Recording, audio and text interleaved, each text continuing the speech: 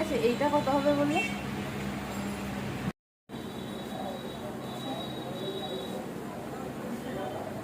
এটাও দেখেছিলাম, এটাও দেখছিলাম, তো আরও অনেকগুলোই দেখিয়েছে।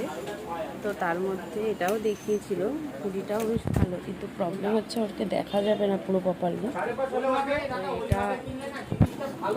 এটা মনে হয় অনেকগুলো সুইটেবল, তো ওই জন্য আর কি আমরা এটাই চয়েস করি। আমাদের নেওয়া হলো।